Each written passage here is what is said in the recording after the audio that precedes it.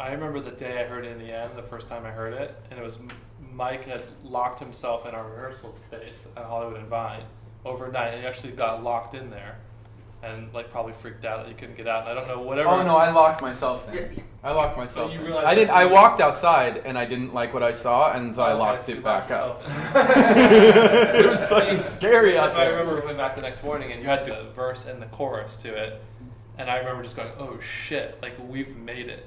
Like this, like this song is fucking undeniable." Yeah. And I don't give a shit what anybody says. Like this song is going to be huge. It was like the bar had just like gone like that for us when that song was written. So I was kind of like thinking about that process, and So we'd like you to lock yourself. Yeah. In so if we can go back there and repeat. But I was thinking about just like I think we have the tools, like we have the tools, we have the resources to make great music, and then I was thinking about like what are the things we can do to like really inspire ourselves and also push ourselves out of our regular comfort zone. I want to personally set a bar really, really high with this record, and I want to make it. And I feel inspired to make that kind of music, like our best music, some of our best music, the best album or whatever, by whatever metrics we choose to, measure it by. And in saying that, I also feel confident enough in my own skills as a writer and producer and a member of this band that I'm not scared at all to have outside input from an A&R person like Dan, from other writers who have written great songs in any genre, other producers, other music makers, whatever that takes. I look at some of the albums that I really enjoy, and in the credits I see a larger team of people than we have ever worked with. And I think that's potentially really exciting, if for no other reason than to get in the room with people from other walks and say like, well, how do you do it? For me, it's important to get to the meat, which is the groove in the chorus, and just like forget about the style, right?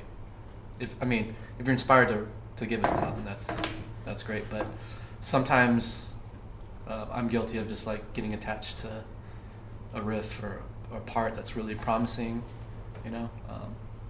so now I'm like super cognizant of like just not falling for that, not being so attached to something that's cool, because we've done mountains of cool things. Mike, you were talking about like the fact that we kind of don't have anything to prove at this point. Like you were talking about like, your songwriting ability, like it's obviously exceptional and it's proven over like the albums that we've made, and we've collaborated together to make these records. So at this point in our career, it's great to be able to open it up and say like, who else is doing stuff at our level or like has written more hit songs than we have that we can now collaborate and learn from and invite into the studio. Like that whole process of just like, regardless of what the outcome is, that process itself sounds really fun. I want to walk away from a song and feel like I cannot get it out of, it's like a 22 round bouncing around in my head. It goes in, but it can't come out. It just fucking, it just shreds me.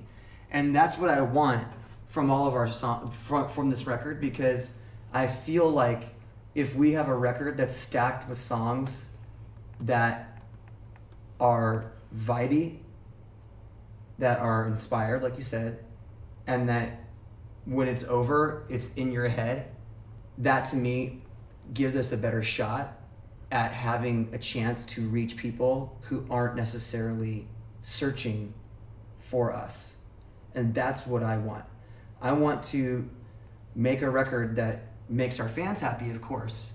Most importantly, makes us happy, but has the greatest chance of being in that realm of,